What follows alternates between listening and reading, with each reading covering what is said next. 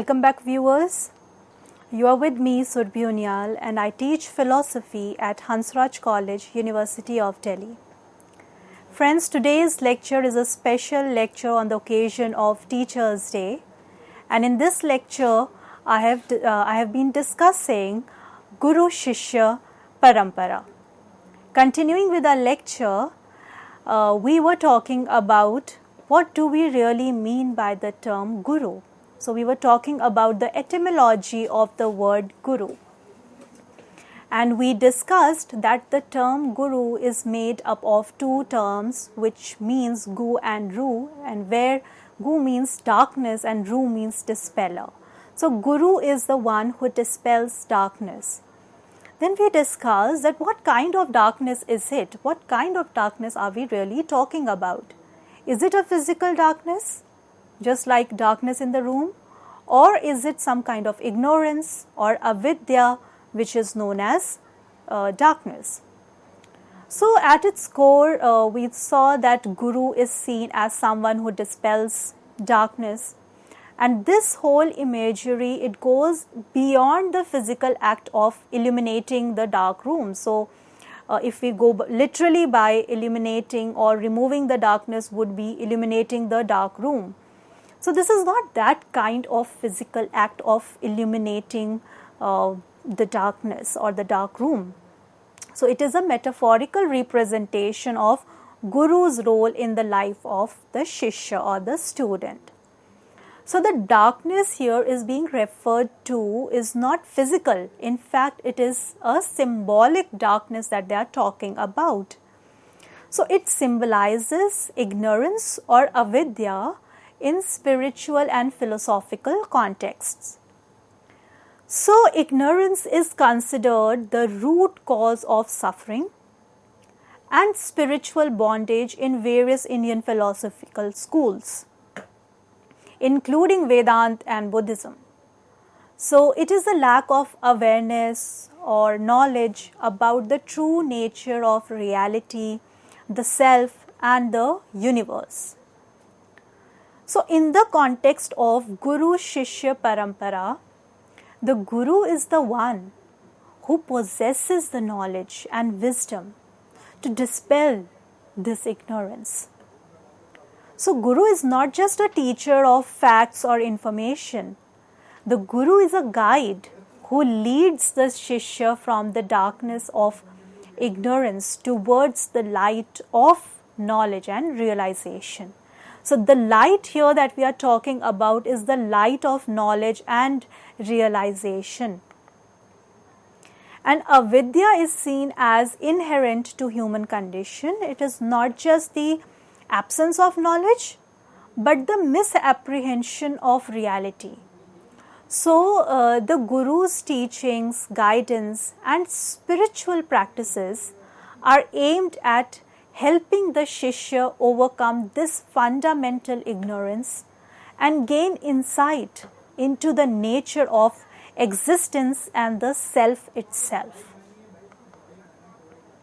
So the relationship between the Guru and the Shishya is often depicted as a transformative journey. So the Guru, through various means such as maybe instructions, meditations, personal examples, he helps the Shishya to move from the state of spiritual darkness or what you can call as ignorance towards the light of wisdom, self-realization and the spiritual enlightenment. So in this traditional model, the Guru or the teacher played the significant role of knowledge receptor who nurtured his pupils with care and love of a father just like towards his own children. So these pupils or disciples known as Shishyas, they resided within the Guru's residence, often referred to as Gurukul, and I assume that most of you must have heard this term, Gurukuls, where they delve into the profound teachings of Vedas tended to the surroundings and served their guru as if he were their own paternal figure. And you might have heard this saying that school was home and home was school. It encapsulates the the essence basically of this system, wherein Gurukuls not only functioned as centers of residential learning, but also as windows to life itself, facilitating character building through lessons in sharing, caring, and holistic development that they learn while living in these Gurukuls. So this tradition of experiential learning, it transcended religious boundaries, extended its revered principles to Hinduism, Sikhism, Jainism, Buddhism, and various spheres of education, be it Vedic, Agamic, architectural, musical, or even spiritual. So while the traditional Indian education system, it has evolved over time, but this Guru-Shishya Parampara, it continues to thrive in traditional sectors such as spiritual education, yoga, traditional music, Sangeet, musical instrument training, and even in the dance education, which is Nritya. So despite efforts to introduce formal education models even into these sectors, practitioners, they remain loyal to the Guru-Shishya model. Their allegiance to this traditional system from the understanding that it is through the parampara, the lineage of knowledge transmission, that the Shishya ultimately attains mastery of the wisdom embodied by the Guru, and therefore even now these sectors are following the Guru-Shishya model or the Guru-Shishya Parampara or the lineage. So the authenticity of the Guru, characterized by their deep knowledge and wisdom, combined with the unwavering respect, commitment, devotion, and obedience of the Shishyas. And if that forms a profound connection that pays homage to the very essence of these knowledge streams or these sectors of knowledge. So this Guru-Shishya model is regarded as the most effective means of conveying subtle or advanced knowledge, as it is not only it does not only imparts knowledge, but it also facilitates the profound assimilation, embodiment, and transmission of the wisdom from one generation to the next. So, in a world characterized by rapid change and technological advancements, the enduring relevance of the Guru-Shishya Parampara serves as a testament to the enduring power of mentorship and the invaluable role it plays in nurturing holistic development and transmitting profound knowledge. And that's how it even becomes significant even in this technologically advanced era. Now we have talked about the Guru, the characteristics of a Guru or the role of Guru, but what about the Shishya?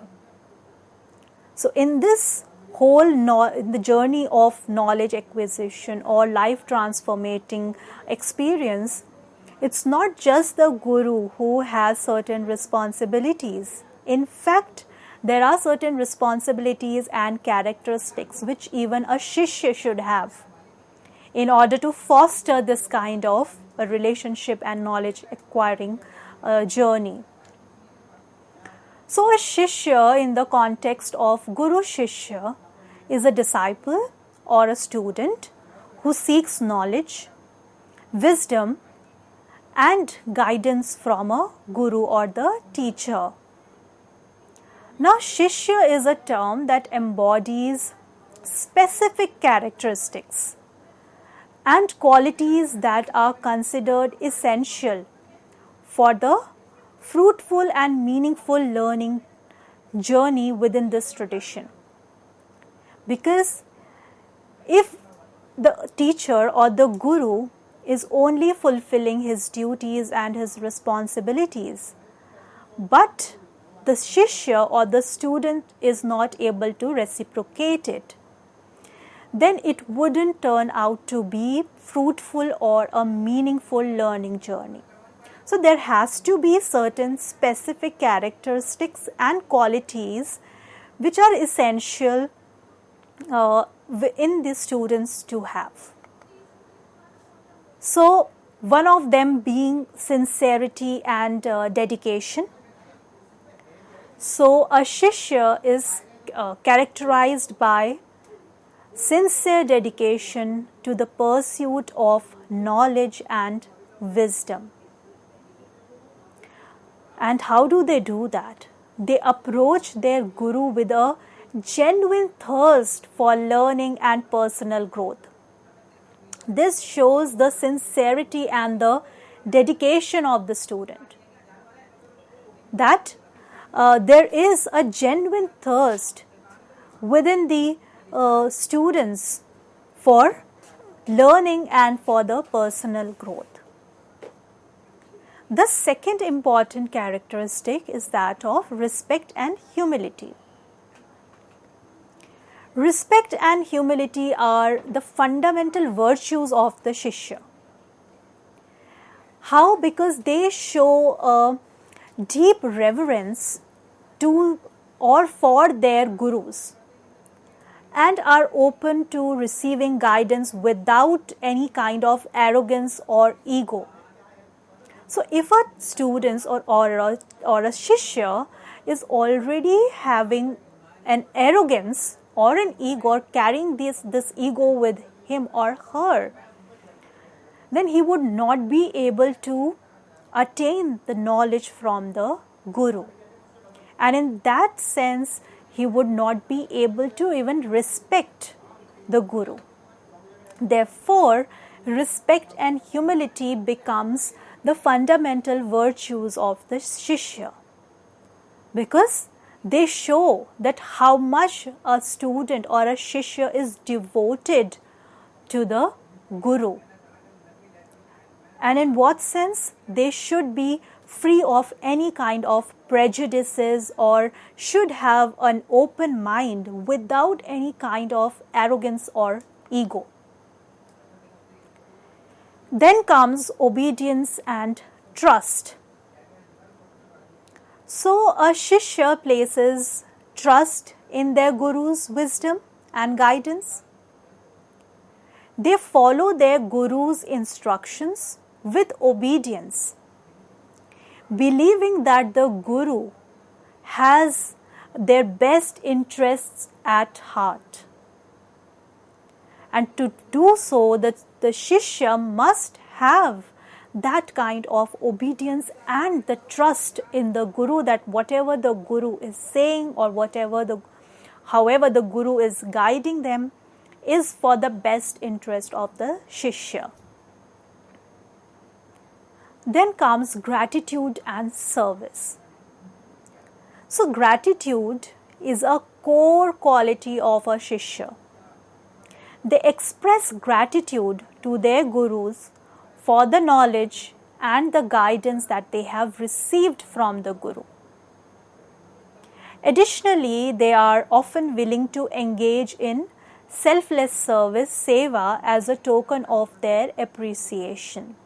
We have also discussed this idea of selfless service in our previous lecture, where we were talking about the idea proposed by Swami Vivekananda ji, that the role of education should be that the teacher or the guru imbibes this idea of selfless service in the students for the betterment of the society. So that kind of service is required, and that kind of idea was proposed in the traditional Indian knowledge system.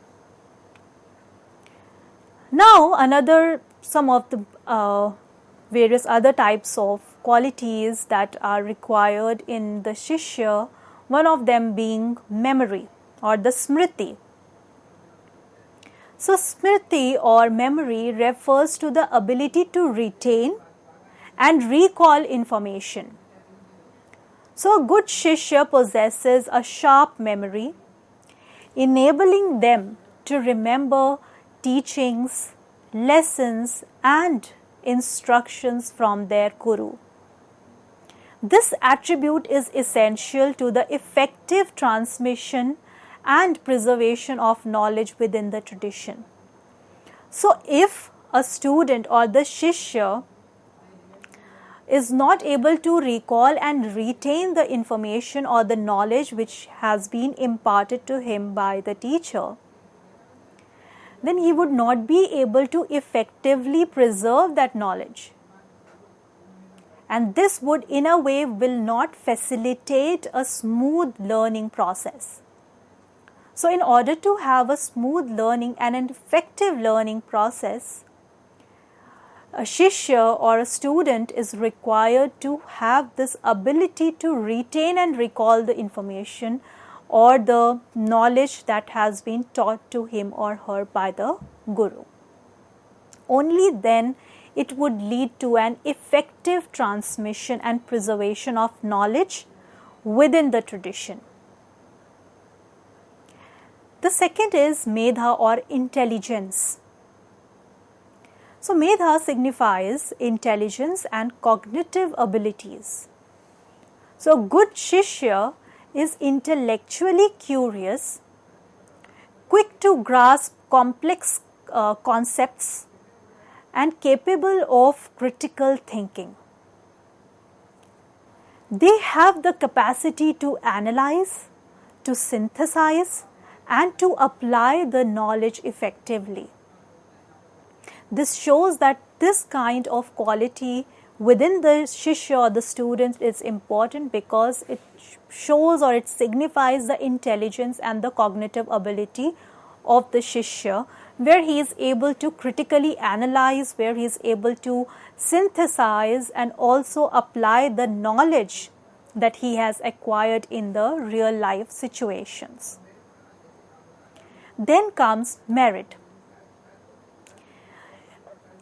This encompasses virtues like sincerity, moral integrity and ethical conduct. So a good Shishya upholds high moral standards, demonstrating honesty, humility and strong sense of values.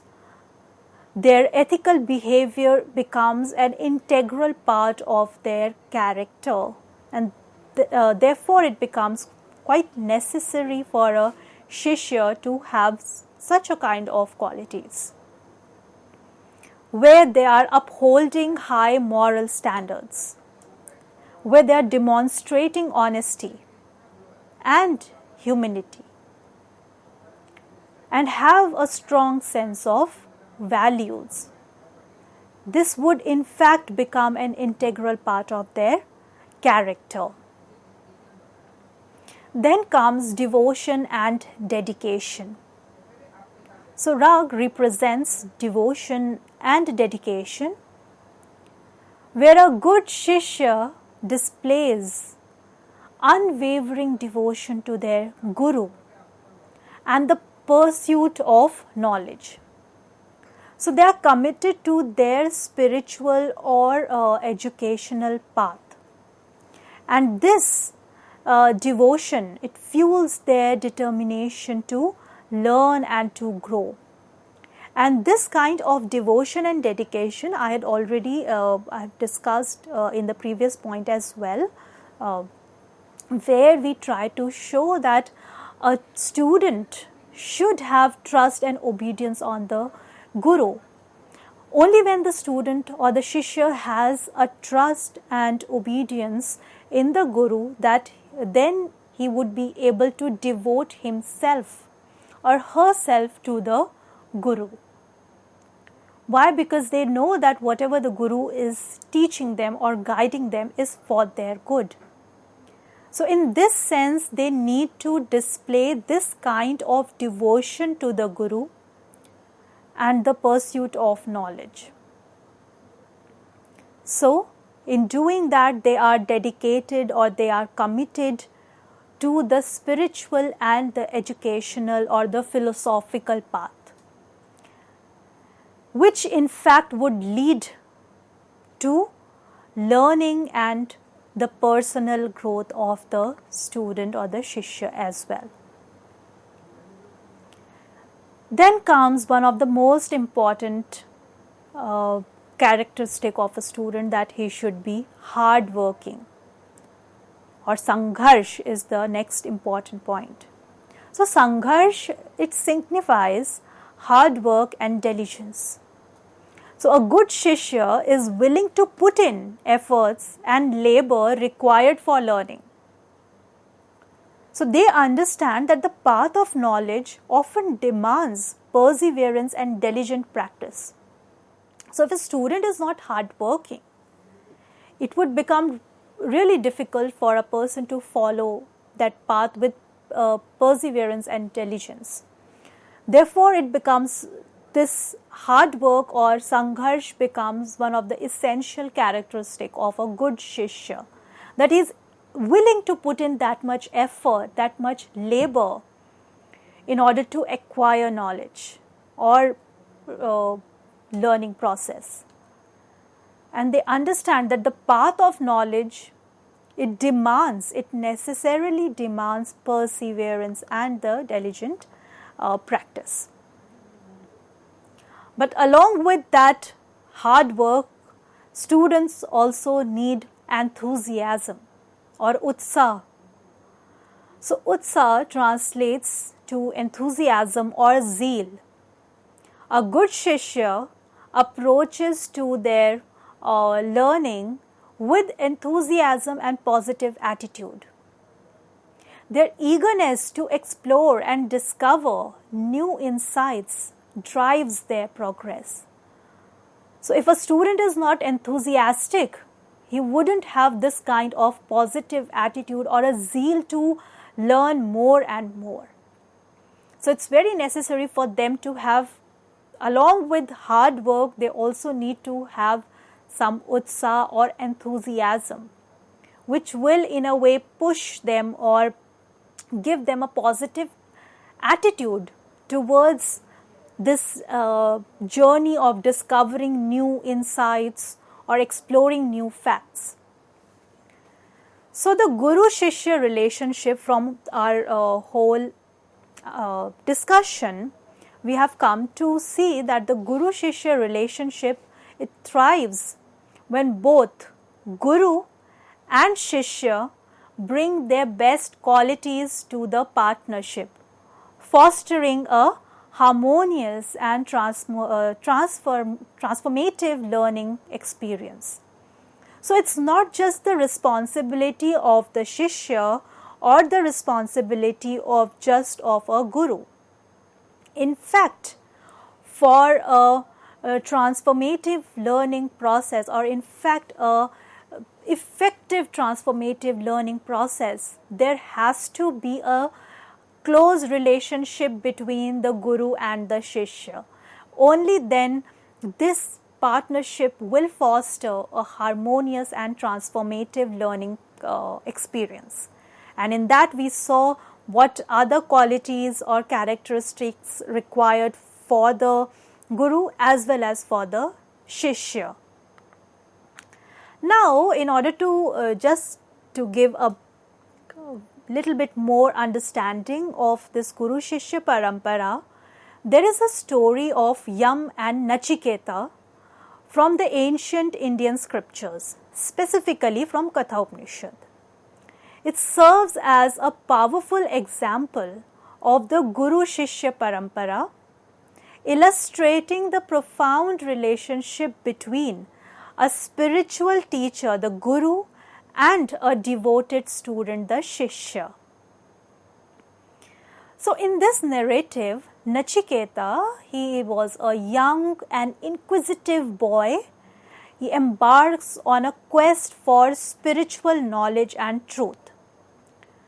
So his curiosity leads him to a point where he seeks to understand the nature of life, the nature of death, and eternal souls in his pursuit of knowledge.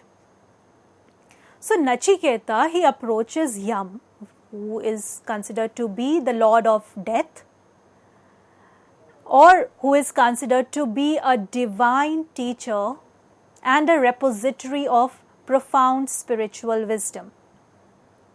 Now here Nachiketa's burning desires to understand the mysteries of life and death illustrates the eagerness of the sincere seeker, a hallmark of a Shishya in the Guru-Shishya relationship. He goes to a great lengths, even confronting the Lord of Death to gain wisdom. His sincerity, humility, and dedication are evident as he patiently waits for the Yama's return, even after facing initial challenges and tests. So his deep respect for Yama's wisdom and guidance is a testament to the reverence that a Shishya holds for their Guru. Yama, on the other hand, plays the role of Guru with profound wisdom and compassion. He imparts spiritual knowledge to Nachiketa through a series of dialogues and addressing profound questions about the nature of self, cycle of birth and death. His teachings through the dialogue is a hallmark of the Guru-Shishya tradition, where the Guru guides the Shishya through the thoughtful conversation leading towards self-realization. Furthermore, Yama's test Nachiketa's commitment and resolve, a common aspect of Guru-Shishya relationship. Nachiketa's unwavering determination and unwavering focus on his quest for knowledge impresses Yama's, demonstrating his dedication to the spiritual path. So the transformative journey of Nachiketa under the guidance of Yama leads to profound realization about the eternal nature of the soul and the impermanence of physical world. And this transformation exemplifies the Guru's role in guiding the Shishya towards self-discovery and spiritual enlightenment. Ultimately, the story of Yama and Nachiketa showcases the Guru-Shishya Parampara as sacred and transformative relationship. It emphasizes the importance of qualities such as devotion, humility, patience, and unwavering commitment on the part of the Shishya, and wisdom, compassion, and guidance on the part of the Guru. So friends, with this we come to an end of our lecture on Guru-Shishya Parampara, and with a special tribute to all the teachers and as well as to the students. We come to an end of our lecture. Thank you for staying with us and watching our lecture. Thank you so much.